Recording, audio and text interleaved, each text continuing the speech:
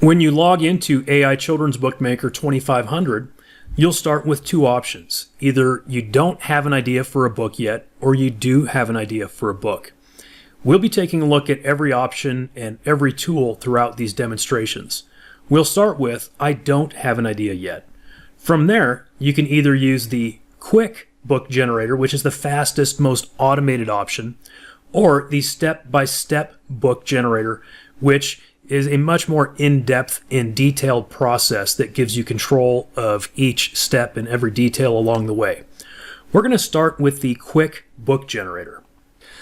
Throughout this demonstration and every other demonstration, if you see any dark orange colored buttons, those are part of an upgrade package that we have available for members. And we will have a series of demonstrations available for members who do acquire that upgrade. For now, we'll be demonstrating all of the features and tools that you'll get in the main package for AI Children's Bookmaker 2500. So we'll click the button here that says Board or Picture Book. Step 1 is simply to click the blue button that says Generate Book Ideas. The AI will go to work and give you 5 interesting book ideas. If you don't like any of them, you can simply click the trash can and generate another set of 5 book ideas. Step 2 is to choose your favorite book idea by clicking the checkbox next to it. Again, the point of this quick book generator is to be fast and easy.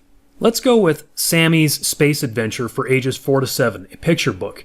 Sammy is a curious squirrel who builds a rocket ship to explore outer space. Along the way, he meets different alien creatures and learns about their unique cultures, etc. Then you'll choose a tone for the writing. Warm and friendly, playful and fun, gentle and soothing, imaginative and creative, adventurous and exciting, educational and informative, empowering and encouraging. I'm going to go with imaginative and creative. Enter the name of the author and illustrator, which could either be your name, your client's name, or a pen name that you made up. I'm going to use my real name throughout these demonstrations because this is a tool that I really believe in, and I'm not afraid to put my name on these children's books. Then click Submit. And the AI goes to work actually writing this story. Here we go. We've got the summary, the title page, the copyright page, and the story itself, which is 18 pages, including the end page, as well as a back cover. As you'll see throughout some of the other tools, you'll have plenty of opportunities to customize, to rewrite, to expand, any of those types of things that you want to. But again, this here is the quick book generator, and we just want to create something quickly. So we're going to keep this as is, and we can either download it as a text file by clicking this button, save it to our project library by clicking this button, or copy it to our clipboard with this button, which I can then paste into a text document on my own computer. Once you've either saved or copied that text, you can click the illustration prompts button to move on to the next step. Here, we're going to paste in our entire book. In the previous step, I clicked the button to copy that book to my clipboard. So here, I'll simply do a Control-V in Windows to paste it. And then I'll click the Submit button. Now the AI is going to work creating illustration prompts for me. You can see here that it's created the illustration prompts. And once again, we can download it, we can save it to a project, or we can copy it to our clipboard. Being somewhat old school myself, I like to copy things to my clipboard and then work off of a document in my own computer. Once you've saved it somewhere, you can go ahead and click the button to continue on to the illustration generator. The prompt that is probably at the top of your prompts that were created is the cover image prompt. And so copy that, paste it into the image prompt box, and then we have something called a character reference. You can simply copy and paste that directly out of what was created for you by our tool. It has a character reference for the main character, sometimes for a sidekick as well. In this case, it's Sammy the squirrel. It tells the AI what these consistent features need to be so that we can have a consistent character throughout our book. And it also gives you some art style preferences. Of course, you can customize and tweak anything in any of these prompts and in any of these preferences, including the art style. We can then choose from 3 different shapes of images to generate: a square image, a wide image, or a portrait image. Because this is a picture book for very young children, I think a square book would look great for this particular project. I'm going to go with the square images. And the AI will go to work creating an image for you. And as you can see, it created a cover for Sammy's space adventure. Now, if you wanted to regenerate that particular image, it's as simple as clicking the square image button again, or the wide or the portrait image button again. If you want to view it larger before deciding whether you want to download it, click the View Larger button. As you can see, this is a really nice looking illustration. And if you like it, go ahead and click the Download Image button. As you can see here in step number 5, it says repeat steps 1, 3, and 4 for your remaining prompts. In other words, we're going to leave the character reference intact. And we'll simply copy and paste the image prompt from the prompts that were generated for us in the previous step. So this will be our page 1 illustration. Again, I'm going to click Square Image. And while that's generating, I'm going to go ahead and copy my page 2 illustration to my clipboard. Alright, so here's page 1. I'll go ahead and download that. And again, because this is the demonstration of the quick book generator, I'm going to try and stick with our first generated image as long as it looks like it'll work. Here comes page 2, square image. In the meantime, I'll copy my third page, prompt. Cool illustration. Let's go ahead and download that. And I'll paste in my next prompt. Again, square image. I'll copy my page 4 prompt. Let's go ahead and download that image. You know, if I wanted to perhaps tweak this prompt just a little bit to make sure the rocket ship was down on the ground, I might just add those words to the prompt. Standing in front of his completed rocket ship, which is on the ground. In fact, let's just go ahead and generate that and see if it makes a difference. And yeah, that seems to have actually done the trick. This time you can see the fins of the rocket are actually touching the ground, so that perfectly fixed it with just a couple of words and really didn't require anything particularly creative or artistic on my part. I literally just added the words on the ground. Let's go ahead and download that one. And now we'll paste in the next prompt and click Square Image. And I'll copy the next prompt.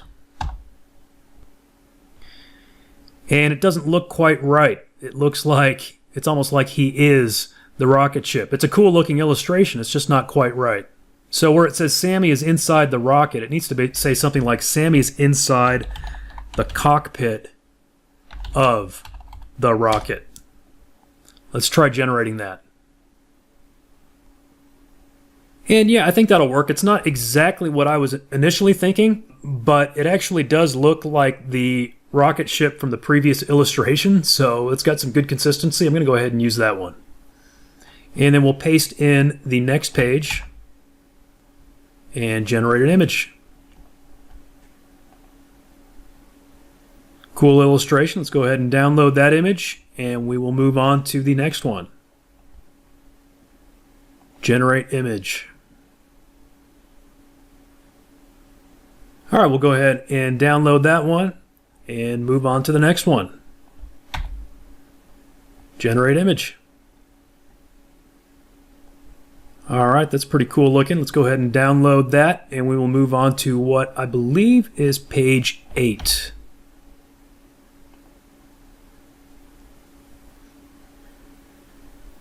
And we download that one, and we will move on to page 9. Once again, generate image. I think we've got, 18 pages here. And you can make your book any number of pages. We'll download this one and move on to page 10. Square image. And the illustrations in this book are very character driven, very much dependent on the consistency of Sammy. He's the main character. Looks great. Let's go ahead and download that image and move on to page 11. Generate image. That's a cool illustration. Let's go ahead and download that. And we'll move on to page 12. Paste it in and click Square Image. That's a pretty good illustration, but he's not wearing his space helmet. It's having a little bit of a trouble with this particular image prompt. Let's take a look at it. Okay, Swirly's Aliens. Sammy in his space helmet. Let's regenerate that. And that's what I was looking for. Let's go ahead and download that.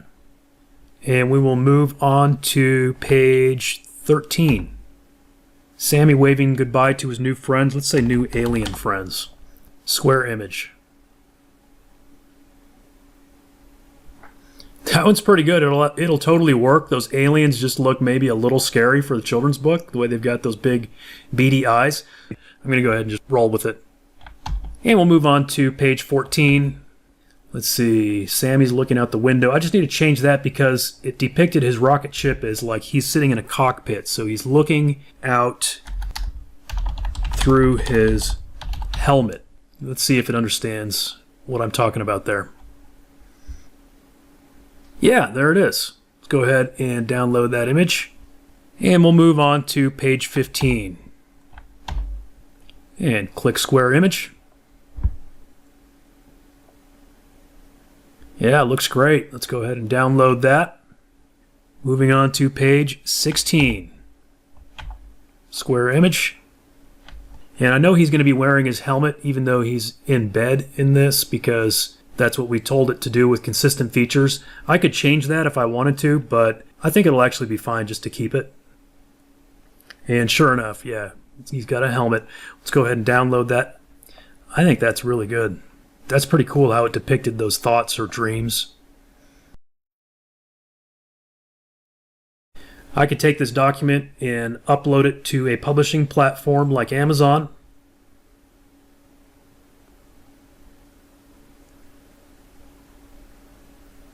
Sammy's Space Adventure. And we'll take a look at some additional publishing options as well as some advanced options in some of the other demonstrations, and we'll also look at specifically how to publish on Amazon as well.